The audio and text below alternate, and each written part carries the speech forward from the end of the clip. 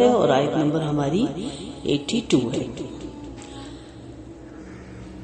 والذین، اور وہ لوگ آمنوا جو ایمان لائے، وعاملوا اور انہوں نے عمل کیے، الصالحات نیک، اولئک یہی لوگ اصحاب رہنے والے ہیں، ساتھی ہیں، الجنت جنت کے، ہم وہ فیہا اس میں خالدون ہمیشہ رہنے والے ہیں۔ کفر پر وعید کے بعد اگر آپ کو پچھلی آیت یاد ہو تو آیت نمبر 81 میں کہا گیا بلا من کسب سیئۃ واحاطت بہ خطیئتہ فاولئک اصحاب النار ھم فیہا خالدون۔ اس کے بعد ایمان اور عمل صالح پر بشارت ہے۔ قرآن مجید کا یہ عام اسلوب آپ کو نظر آئے گا کہ بشارت جو ہے وہ فوراً ڈرانے کے بعد یا عذاب کے بعد فوراً اس کا ذکر آتا ہے، تاکہ جو قرآن و سنت کے مطابق زندگی گزارتے ہیں اور جو اللہ سے ڈرتے ہیں وہ مطمئن رہیں۔ ایمان اور عمل صالح لازم و ملزوم ہے، کیونکہ ایمان خالی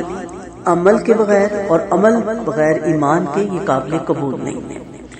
تو جب آپ ایمان لائے ہیں تو کس پر ایمان لائے ہیں؟ اللہ اور اس کے رسول پر، اس کی کتابوں پر، تو پھر زندگی بھی کیسے گزارنی ہے جیسے اللہ کا حکم ہے اور اس کے رسول کی احادیث کے مطابق جیسے کہ ان کی اطاعت ہے،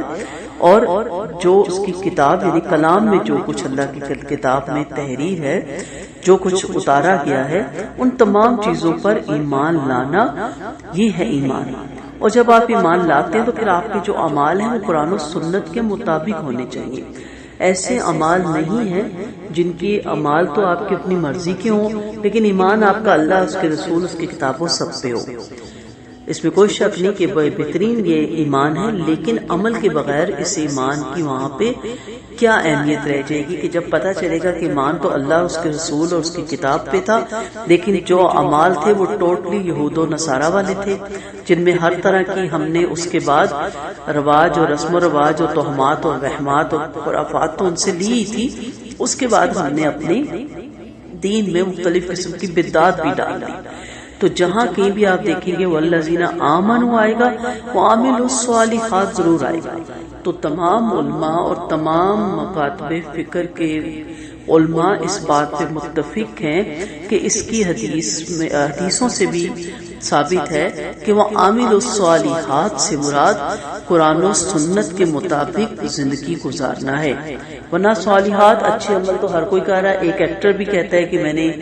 یہ فلم کر کے یہ چیریٹی میں دے دی اس کی ساری اماؤنٹس، یا کوئی ملک میں کوئی کرائسس آیا تو میں ساری رات پروگرام کر کے گانے گا کے تو وہ سارا جو پیسہ ہے غربا میں دوں گا اور اس میں جو ملک میں کرائسس آیا اس کی مدد کے لیے دوں گا۔ اس طرح تو ہندو بھی اچھا عمل کر رہا ہے کہ وہ اپنے رام لکشمن کے پاس جاتا ہے اور اس کی پوجا کرتا ہے، یہ نہیں ہے۔ صالحات اچھے عمل، نیک عمل یہ نہیں ہے کہ اس کا طریقہ آپ خود آغاز کریں، اس کا طریقہ قرآن و سنت میں موجود ہے۔ جو قرآن و سنت کے مطابق اعمال ہے، کوئی بھی عمل ہے، چھوٹا سے چھوٹا اور بڑا سے بڑا کوئی بھی عمل ہے، اگر وہ قرآن و سنت کے مطابق ہے تو قابل قبول ہے، اگر وہ قرآن و سنت سے ہٹ کے ہے تو پھر قابل قبول نہیں ہے۔ تو یہ یاد رکھیے گا کہ ایسے لوگ جن کے اعمال قرآن و سنت کے مطابق ہیں، پاکیزہ اعمال ہیں، وہ جنت میں جائیں گے۔ جن کے اعمال اپنی من چاہی، اپنی من مرضی کے مطابق ہیں، وہ نہیں، جو قرآن و سنت کے مطابق زندگی گزارتے ہیں۔ کیوں؟ کیونکہ عقیدے کی، میں بارہا کہتی ہوں کہ عقیدے کی چھوٹی سے چھوٹی غلطی بھی قابل معافی نہیں ہے، اور اعمال کی بڑے سے بڑی غلطی میں بھی اللہ تعالیٰ کا وعدہ ہے کہ میں عفو درگزر کا معاملہ کروں گا۔ مختلف شکلوں میں، مختلف صورتوں میں وہ کریں گے۔ پچھلے آیت میں اس پہ تفصیل سے بات ہو گئی۔ تو اس لیے قرآن و سنت کے مطابق زندگی گزاریں، ہر چیز جاننے کی کوشش کریں۔ اس میں ہمارے لیے کیا سبق نکلتا ہے کہ ہم ایمان والے لوگ ہیں، الحمدللہ ہمارا ایمان بھی پختہ ہے، اللہ کا شکر، لیکن ہمارے عمل جو ہیں اس میں ہم نے کبھی نہیں دیکھا کہ اس کو غور کریں کہ قرآن اس عمل کے بارے میں کیا کہتا ہے اور ہمارے نبی کریم صلی اللہ علیہ وسلم کی سیرت اس عمل کے بارے میں کیا کہتی ہے، کیا یہ قرآن و سنت کے مطابق ہے بھی کہ نہیں۔ بہت سی چیزیں آپ کو ایسی ملیں گی جن کو آپ نیکی سمجھ کے، عبادت سمجھ کے، کار خیر سمجھ کے، اللہ کی رضا سمجھ کے کر رہے ہوں گے، لیکن جب آپ تحقیق کریں گے تو پتہ چلے گا کہ قرآن و سنت میں اس کی کوئی بھی دلیل نہیں ملتی، جس میں سر فہرست آپ کے سامنے کیا آ جاتا ہے، آپ کے مرنے کے بعد جو بدعات شروع ہوتی ہیں، مرنے ہی سے شروع ہو جاتی ہیں۔ میرا اپنا ایک تجربہ ہے کہ ایک کسی کی ڈیتھ کے وقت میں پاس کھڑی تھی تو ان کی بیٹی ان سے کہہ رہی تھی کہ اپنے پیروں کو یاد کریں، اپنے پیروں کو یاد کریں، ان کا ذکر کریں تاکہ آپ کی موت آسان ہو۔ تو ان کے کان کے پاس جا جا کے کہہ رہی تھی۔ تو میں نے کہا کہ اس وقت تو لا الہ الا اللہ کی تلقین ہے، خود بھی آہستہ آہستہ پڑھیں تاکہ ان کے کانوں تک جائیں، لیکن وہ پیر کا کہہ رہی تھی ان کو۔ اس کے بعد مرنے سے شروع ہوتی ہیں بدعات، اور دفنانے تک، اور پھر دفنانے کے بعد سے شروع ہوتی ہیں تو کلوں 10واں جمعراتیں، 40واں،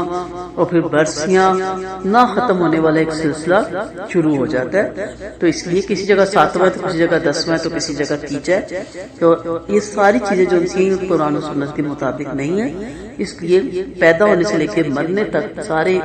کام اللہ تعالیٰ نے قرآن اور احادیث میں واضح طور پہ بتا دیے۔ تو یہ بظاہر ایک چھوٹی سی آیت ہے لیکن بڑا گہرا مفہوم رکھتی ہے کہ جنت میں جانے والے کون لوگ ہوں گے، جو قرآن و سنت کے مطابق زندگی گزاریں گے، ورنہ بدعتی لوگ تو آپ کو پتا ہے نا کہ وہ تو حوض کوثر پہ روک دیے جائیں گے۔ آپ پیچھے 5 گروہ، 6 یا 5 گروہ کا دوبارہ سے مطالعہ کریں نا، ان گروہوں کے اندر یہی روش تھی نا، ہم بخشے میں ہیں، ہم جنت میں جائیں گے، ہم کچھ دن جہنم میں رہیں گے، ہم نکال لیے جائیں گے، حضرت عیسیٰ سولی چڑھ کے ہمارے گناہوں کا کفارہ ہو گیا، ہم نے بچڑے کی پوجا کچھ دن کی، اس لیے اب اتنے ہی دن ہم جہنم میں رہیں گے، پھر ہم باہر آ جائیں گے۔ کچھ جو امیین تھے، وہ علم نہیں رکھتے تھے، انہوں نے جو کچھ ماں کی گود سے سنا تھا اسی پہ چلے جا رہے تھے، اسی پہ گمان کر رہے تھے۔ کیا گمان تھا کہ اللہ بخشنے میں آئے تو گناہگاروں کو بخش دے، نہ بخشے تو خطا کاروں کو اللہ بخشنے میں آئے تو خطا کاروں کو بخش دے، اور نہ بخشے تو ایمان والوں کو۔ نعوذ باللہ، کیا اللہ تعالیٰ نے وہاں ظلم کی وہاں پہ لگا رکھا ہے سارا نظام؟ ایسا نہیں ہے۔ اللہ تعالیٰ کا وعدہ ہے کہ وہ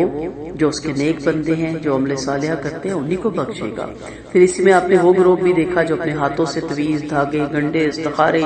اور کیا کچھ کر رہا ہے پیسے کمانے کے لیے، صرف اور صرف لیشتروا بہ ثمنا قلیلا کے لیے، عارضی سے ایک فائدے کے لیے، اپنی گدی کے لیے، اپنے مفاد کے لیے، اور لکھنے کے بعد کیا کہتے ہیں کہ یہ اللہ کی طرف سے ہے، یہ اللہ نے لکھا ہے۔ تو یہ سارے قائد سامنے رکھیں تو کیا کہا گیا؟ بل من کسب سیئۃ، جس کی برائیوں نے اسے گھیر لیا۔ اور سیئات ہم نے کیا پڑھا تھا